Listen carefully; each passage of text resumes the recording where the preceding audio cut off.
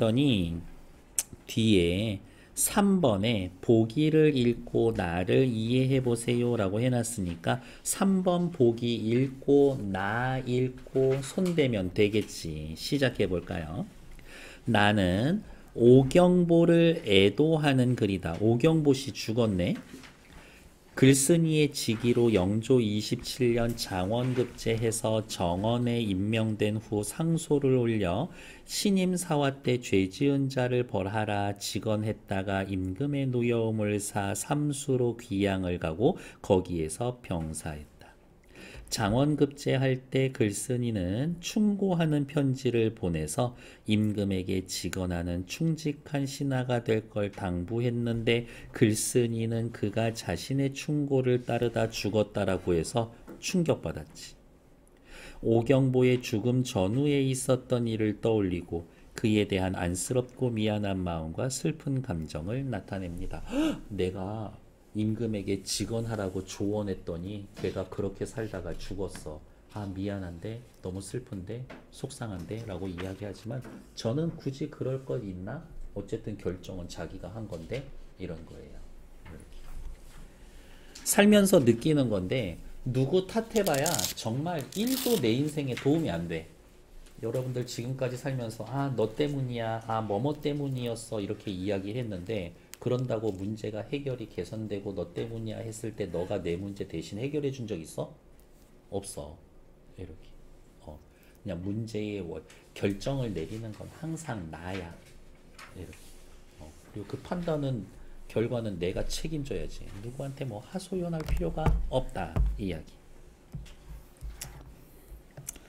오경보가 자신이 올린 상소 때문에 귀양으로 가게 되었을 때 나는 글쓴이죠.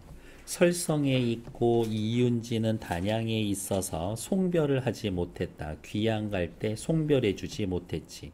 경보가 편지로 적소, 귀양살이 하는 곳에 일을 알려왔을 때 그 말이 처량하고 괴로웠다.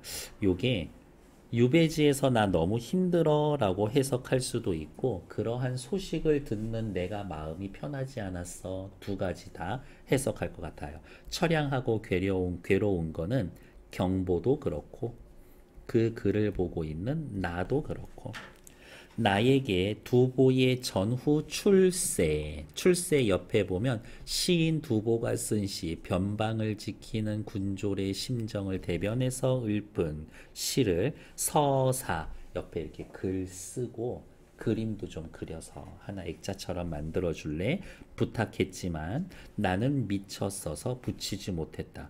그래서 저는 그런 거예요. 미안하다라고 생각이 들었으면 이 정도 부탁은 들어줬어야지. 그 부탁도 안 들어주고 말로만 미안해하고 별로야 나는.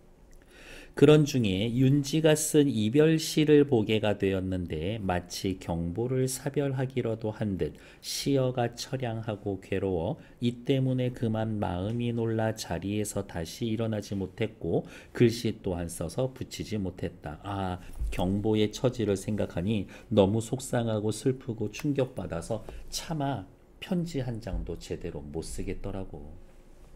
어느 날 나는 호련 꿈속에서 경보를 만나 손을 잡고 통곡했는데 얼마 있다 경보가 변방북에서 죽었다라는 소식을 들었다.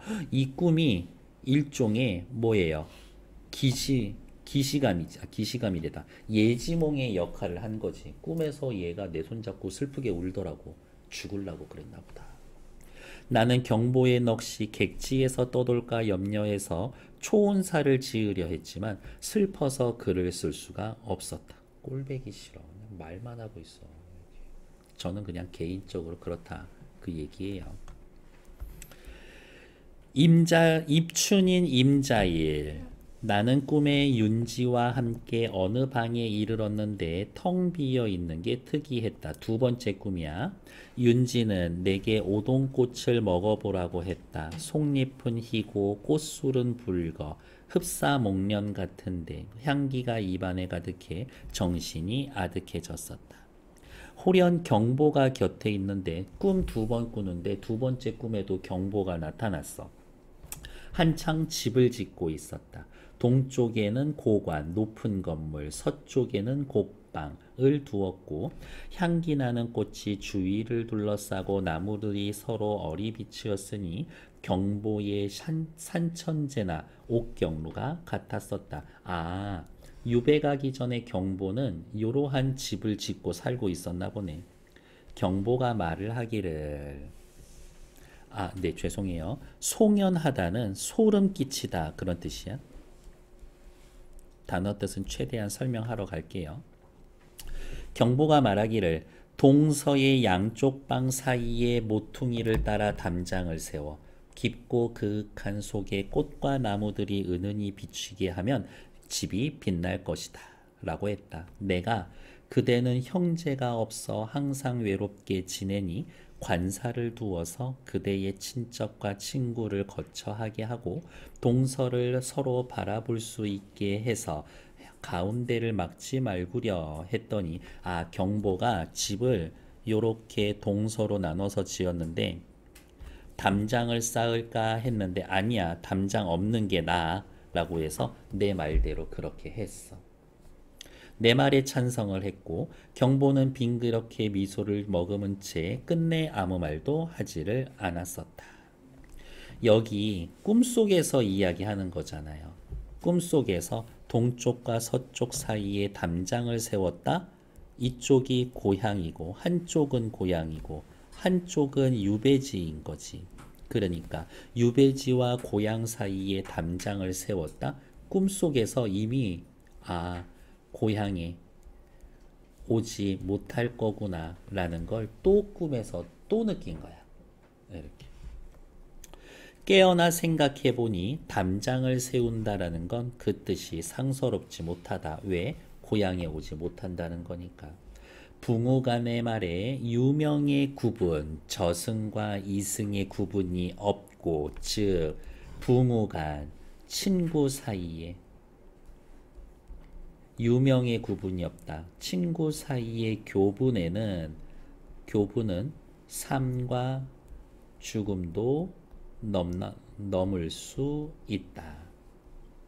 근데 그럴 수 없다. 그러니까 살고 죽으면 그냥 정말 교분도 끊기는 거구나. 당실 사이에 가로막지 않고 동서로 환히 통하게 하여 해와 달이 서로 바라보게 한다라는 것은 혼백이 오고 가서 어떤 지역에 머물러 있지 않다라는 몽조, 예지가 아닌가 한다.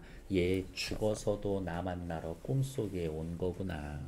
하물며 양기는 입춘날 성대하게 떨쳐나거늘 경보의 혼이 나에게 현몽, 꿈에 나타나 남쪽으로 온 것은 타향의 유배지에 머물러 있고 싶지 않기 때문인 거다. 사람이 죽으면 그거는 음기지. 그런데도 양기가 가득한 입춘날의 꿈에 나에게 찾아온다? 진짜 유배지에서 혼이 떠돌기를 싫어했었나 보구나 라고 그냥 추측해 보는 거지. 이인상의 소화사구여. 사는 글, 말씀이란 뜻이고 소화는 흰 꽃. 이렇게 앞에 꽃 뭐 나와서 있었죠. 무슨 꽃 이야기하는 거야? 오동꽃 이야기하는 거예요. 잠깐 나왔던 소재를 제목으로 삼아 주었습니다. 뒤로 넘어가서 보죠. 어디 있어? 3번 문제지. 자신이 올린 상소 때문에 북쪽으로 귀양 가게 되었다.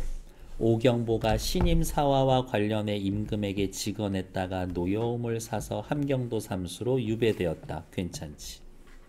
오경보가 떠날 때 송별 인사 못했다. 전후 출세시를 서사해달라는 부탁을 들어주지 못했다. 오경보에게 미안해한다. 그래, 미안하겠지. 해준다고 해놓고 부탁받았는데 안 했으니까. 오경보가 적소 유배지에서의 일을 알린 그 말. 윤지가 쓴 이별지의 시어가 처량하고 괴로웠어.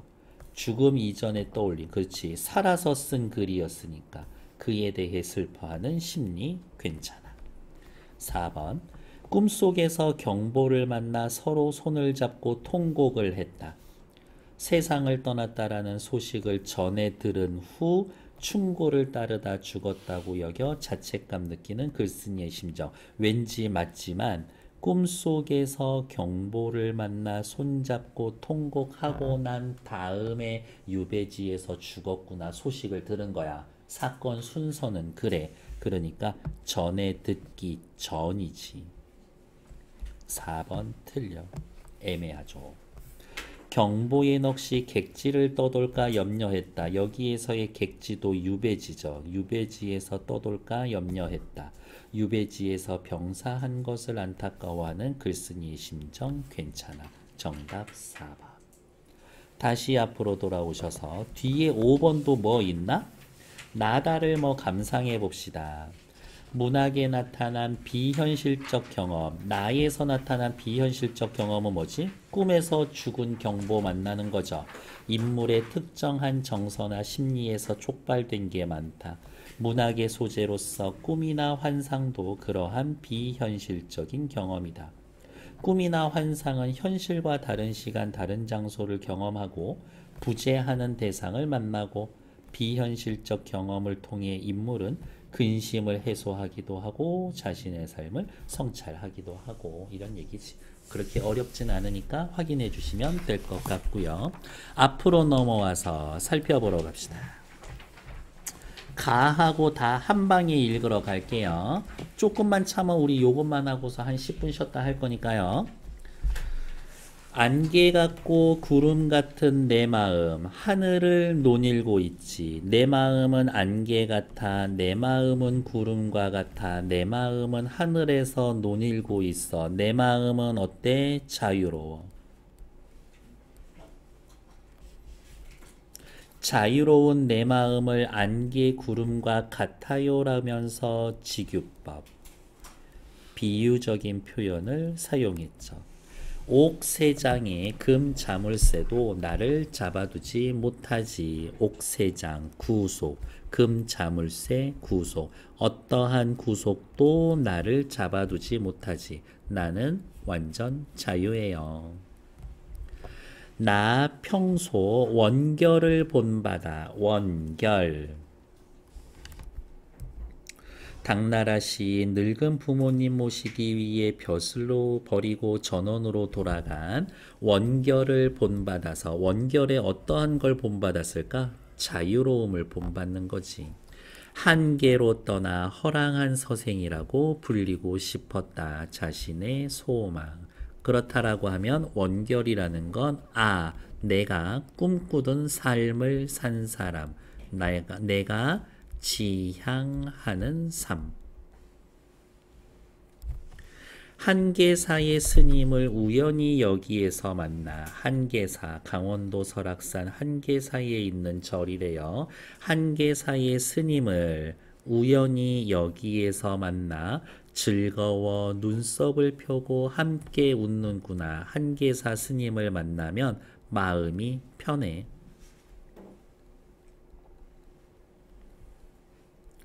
남은 술 한 잔 더 마저 하고 싶지만 스님의 참선이 방해가 될까? 술 한 잔 마시면 참선에 방해가 될까? 괜찮지 않을까요, 스님? 한 잔 하시죠. 이거인 거야. 그래서 여기에선 함께 술 마시는 즐거움. 함께 술 마시는 즐거움. 스님이랑 술 한잔 하면서 얘기 나누니까 너무 즐겁네요. 그 말솜씨 시원한 바람 같아서 역시 비유적 표현. 더욱 좋아라. 스님과 대화하면 즐거워요. 함께 있노라 해지는 줄 시간 가는 줄 몰랐지. 십리길 푸른 안개 저녁빛을 재촉하네. 그냥 시간의 흐름을 나타내주고 있죠. 다시는 한계를 그리워하지 않아도 되리. 스님의 눈빛이 한계보다 더 푸르니까. 스님의 눈빛이 한계보다 더 푸르니까 다시는 한계를 그리워하지 않아도 되겠다. 한계령 쪽에서 계속 있을 순 없잖아. 집으로 돌아와도 한계령 너무 좋았는데 다시 가고 싶다. 한계령을 그리워하지 않아도 돼. 그냥 그 스님을 떠올리면 되는 거니까.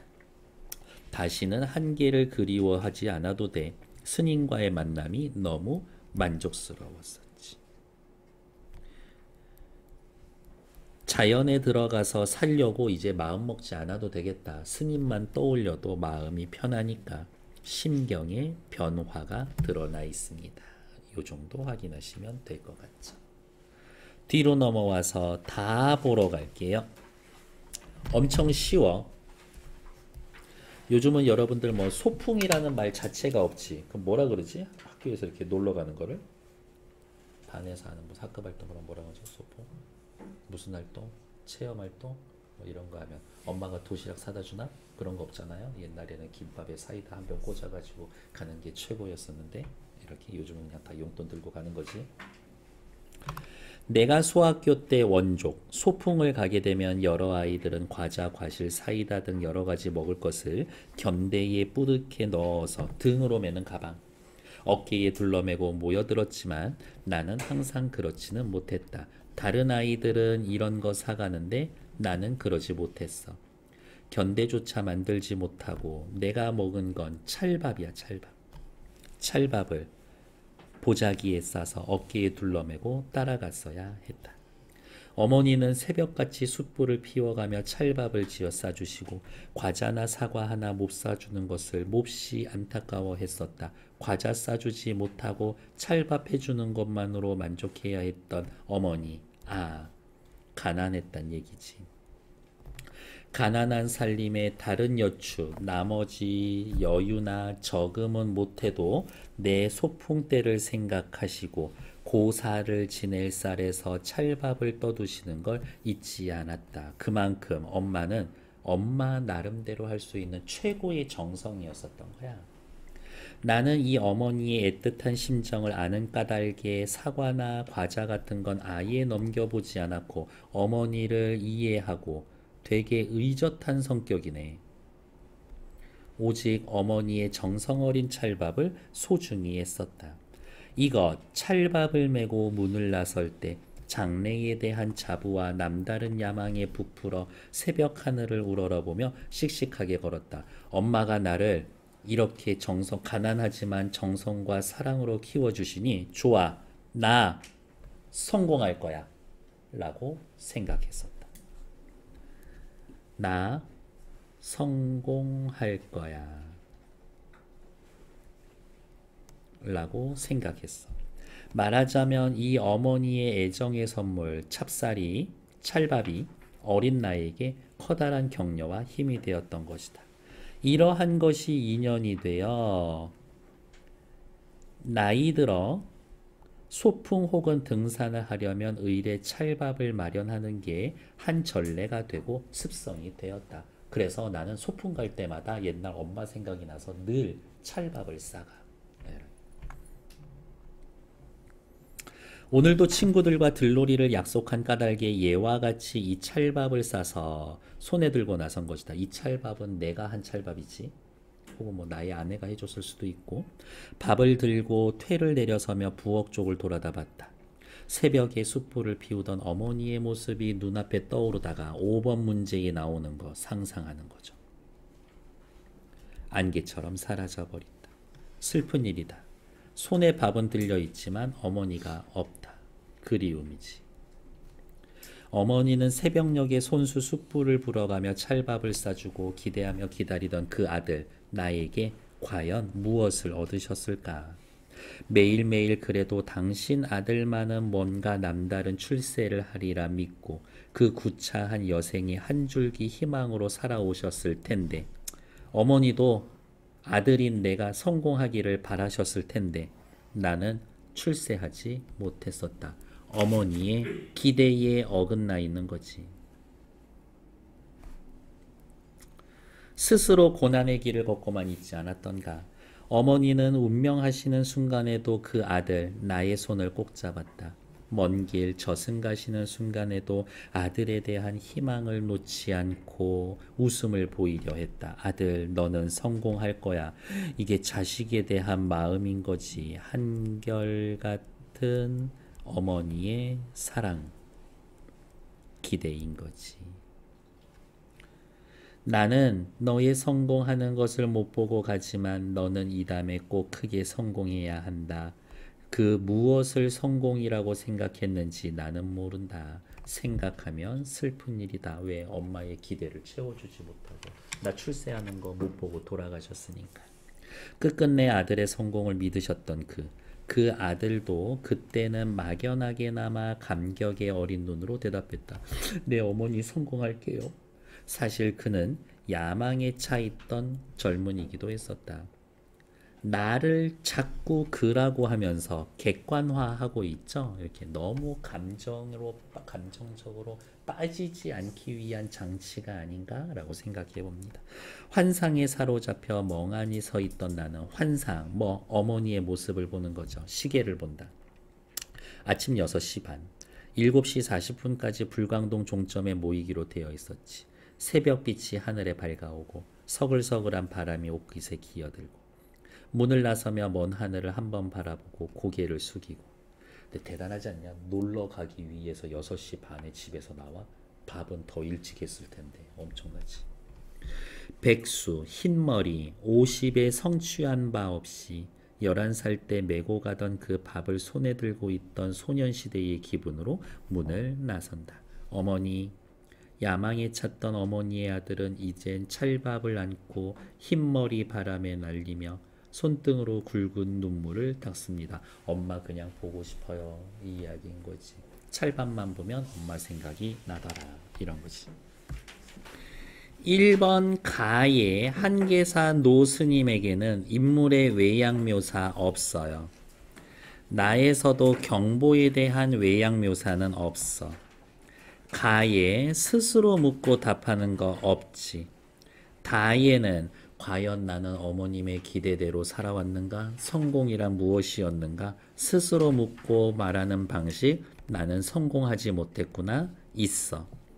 나의 인물이 한 말 직접 인용한 거 있지. 다에는 없어. 가나다 모두 자연과 인간을 대비해 인간은 언젠간 죽게 되어 있어. 그런 얘기는 아무데도 없어. 가 스님 만나고 나 꿈속의 일, 다 어릴 때 엄마가 찰밥 사주던 경험을 제시해서 거기에서 비롯된 의식과 정서를 드러낸다. 5번. 꽤나 추상적으로 나와 있는 복이죠. 사실은 이런 거 찾기가 쉽지 않지. 2번.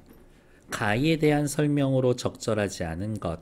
이상과 현실의 괴리를 느껴서 한계를 떠난 거다? 아니요. 한계를 떠나도 괜찮아. 스님의 눈빛을 기억하고 있는 거니까. 아이고야.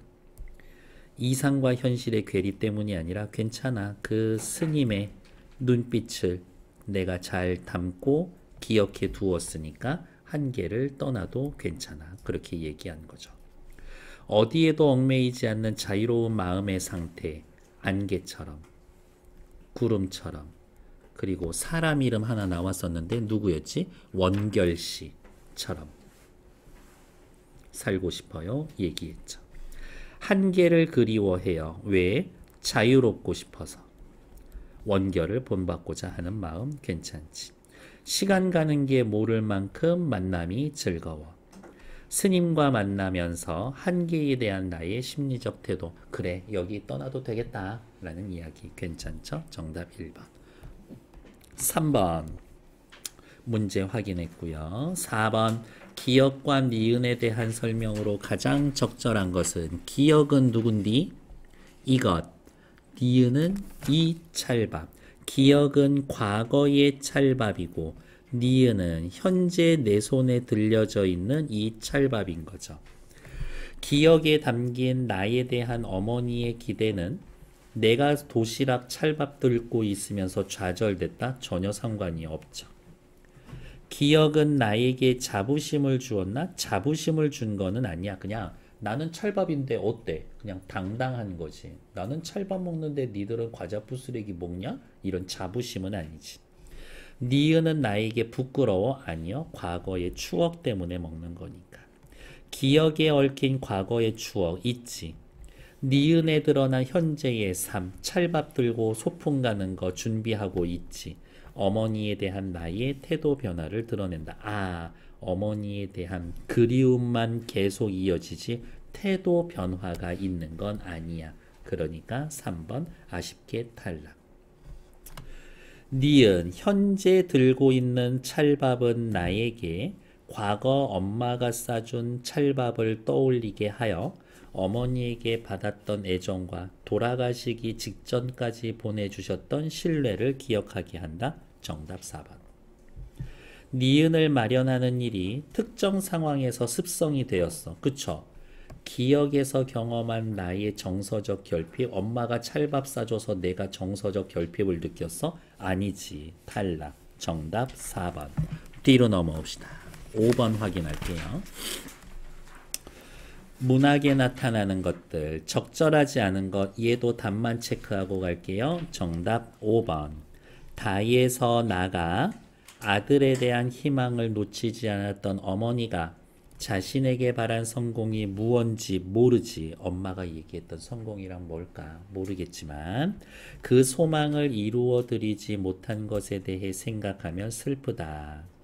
나아가 환상을 계기로 자신의 삶을 설정한다. 세상에, 요 네 글자 때문에 틀려서 정답이 5번이었었네요. 됐을까요? 오케이. 잠시 정지.